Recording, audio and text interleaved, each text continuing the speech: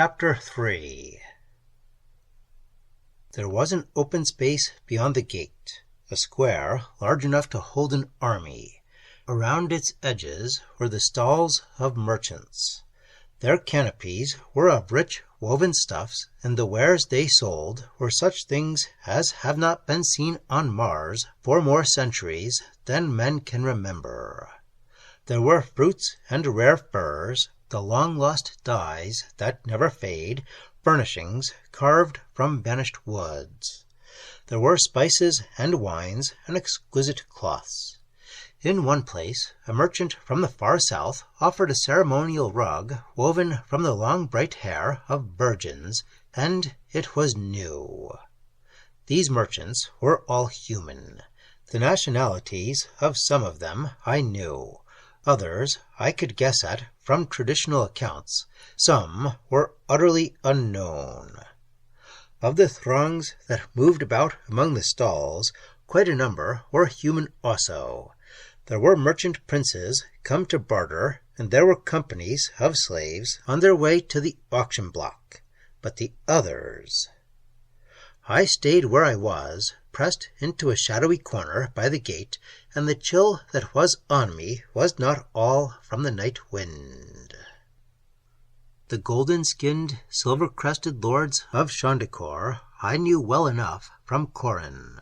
I say lords because that is how they bore themselves, walking proudly in their own place, attended by human slaves.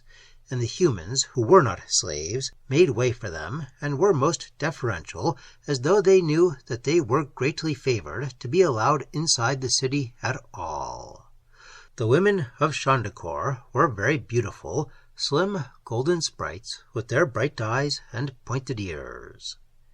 And there were others, slender creatures with great wings, some who were lithe and furred, some who were hairless and ugly and moved with a sinuous gliding, some so strangely shaped and colored that I could not even guess at their possible evolution.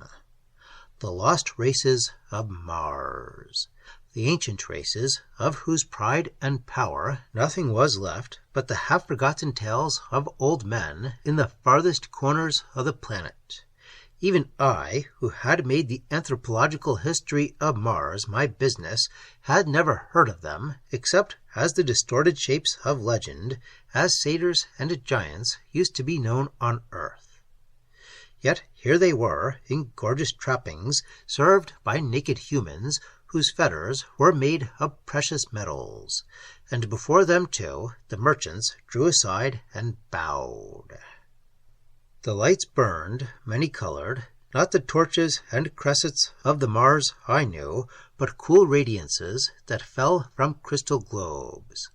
The walls of the buildings that rose around the marketplace were faced with rare veined marbles, and the fluted towers that crowned them were inlaid with turquoise and cinnabar, with amber and jade, and the wonderful corals of the southern oceans. The splendid robes and the naked bodies moved in a swirling pattern about the square. There was buying and selling, and I could see the mouths of the people open and shut. The mouths of the women laughed. But in all that crowded place there was no sound, no voice, no scuff of sandal, no chink of mail. There was only silence, the utter stillness of deserted places. I began to understand why there was no need to shut the gates. No superstitious barbarian would venture himself into a city peopled by living phantoms. And I was civilized. I was, in my non-mechanical way, a scientist. And had I not been trapped by my need for water and supplies, I would have run away right out of the valley. But I had no place to run to, and so I stayed and sweated and gagged on the acrid taste of fear. What were these creatures that made no sound? Ghosts, images, dreams? The human and the non-human, the ancient, the proud, the lost and forgotten, who were so insanely present, did they have some subtle form of life I knew nothing about? Could they see me as I saw them? did they have thought and volition of their own. It was the solidity of them, the intense and perfectly prosaic business in which they were engaged. Ghosts do not barter. They do not hang jeweled necklets upon their women, nor argue about the price of a studded harness. The solidity and the silence, that was the worst of it. If there had been one small living sound. A dying city, Corin had said. The days are running out. What if they had run out? What if I were here, in this massive pile of stone, with all its countless rooms and streets and galleries and hidden ways, alone with the lights and the soundless phantoms? Pure terror is a nasty thing. I had it then. I began to move, very cautiously, along the wall. I wanted to get away from that marketplace. One of the hairless, gliding non-humans was bartering for a female slave. The girl was shrieking. I could see every drawn muscle in her face, the spasmodic working of her throat. Not the faintest sound came out. I found a street that paralleled the wall. I went along it, catching glimpses of people, human people, inside the lighted buildings. Now and then men passed me, and I hid from them. There was still no sound. I was careful how I set my feet.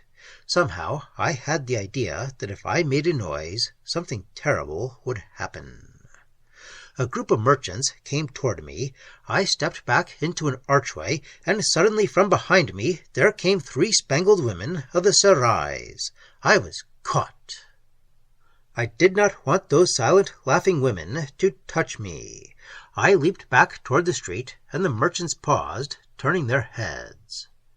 I thought that they had seen me. I hesitated, and the women came on. Their painted eyes shone, and their red lips glistened. The ornaments on their bodies flashed. They walked straight into me. I made noise then, all I had in my lungs, and the women passed through me. They spoke to the merchants, and the merchants laughed. They went off together down the street. They hadn't seen me. They hadn't heard me, and when I got in their way, I was no more than a shadow. They passed through me. I sat down on the stones of the street and tried to think. I sat for a long time.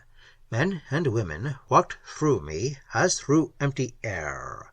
I sought to remember any sudden pains, as of an arrow in the back that might have killed me between 2 seconds, so that I hadn't known about it. It seemed more likely that I should be the ghost than the other way around. I couldn't remember. My body felt solid to my hands, as did the stones I sat on. They were cold, and finally the cold got me up and sent me on again. There was no reason to hide any more. I walked down the middle of the street, and I got used to not turning aside. I came to another wall, running at right angles, back into the city. I followed that, and it curved around gradually until I found myself back at the marketplace, at the inner end of it. There was a gateway with the main part of the city beyond it, and the wall continued. The non-humans passed back and forth through the gate, but no human did, except the slaves. I realized then that all this section was a ghetto for the humans who came to Shandakor with the caravans. I remembered how Corin had felt about me, and I wondered, granted that I were still alive, and that some of the people of Shandakor were still on the same plane as myself, how they would feel about me if I trespassed in their city. There was a fountain in the marketplace. The water sprang up sparkling in the colored light and filled a wide basin of carved stone. Men and women were drinking from it. I went to the fountain, but when I put my hands in it, all I felt was a dry basin filled with dust. I lifted my hands and let the dust trickle from them. I could see it clearly, but I saw the water too. A child leaned over and splashed it, and it wetted the garments of the people. They struck the child, and he cried, and there was no sound. I went on through the gate that was forbidden to the human race. The avenues were wide. There were trees and flowers, wide parks and garden villas, great buildings as graceful as they were tall. A wise, proud city, ancient in culture but not decayed, as beautiful as Athens, but rich and strange, with a touch of the alien in every line of it. Can you think what it was like to walk in that city among the silent throngs that were not human, to see the glory of it that was not human either? The towers of jade and cinnabar, the golden minarets, the lights and the colored silks, the enjoyment and the strength. And the people of Shandakor, no matter how far their souls have gone, they will never forgive me. How long I wandered, I don't know. I had almost lost my fear in wonder at what I saw. And then, all at once, in that deathly stillness, I heard a sound, the quick, soft scuffing of sandaled